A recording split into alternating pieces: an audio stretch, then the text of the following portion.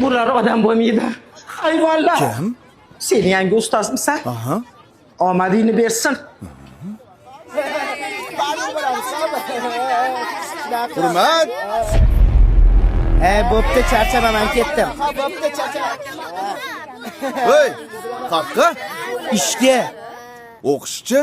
O'qish meni va oilamni boqmaydi. Kim yana shu fikrda? Qancha topasan? 15 ming kuniga. Qolganlarchi? Men 20 ming topaman. Kompyuterxonada ishlayman. Men 25 ming topaman. Manikyurchiga yordam beraman. Oramizda eng boyi Mirsagatov. Sen qayerda ishlaysan? Bozorda arava tortaman. Kam 30 ming pulim bor kuniga. Sizlar bu narsalarni faxrlanib gapiryapsizlarmi, bolalar? Nima? Qornimizni to'ydirmaydigan 5 lar bilan faxrlanaylikmi? Balki kelisharmiz. Nimani kelishmoqchisiz? Har bir baho uchun pul to'layman. Oppa! Вот это поворот! Eng ko'p baho olgan 5 ta o'quvchiga Kuniga 20 mingdan. Yo'q, 25 mingdan. roziman. Oy, qaqqa? Ishdan bo'shashimni aytib keling. Narziqulov doimgidek ikki. Balki oldin tekshirib ko'rarsiz. Voy.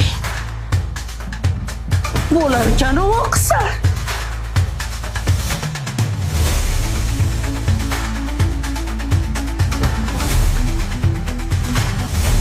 Bizaga pul kerak emas.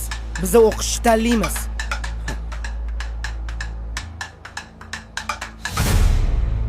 Rosa xursand bo'lsalar kerak.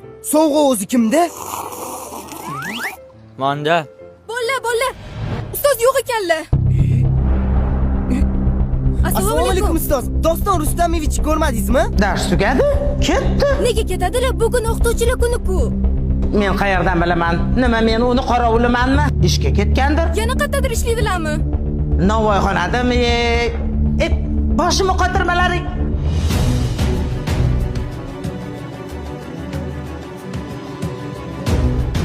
Ustoz, Iya?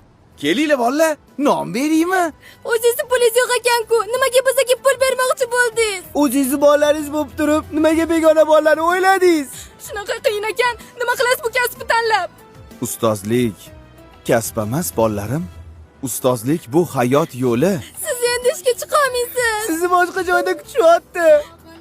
Qatta? Umrada.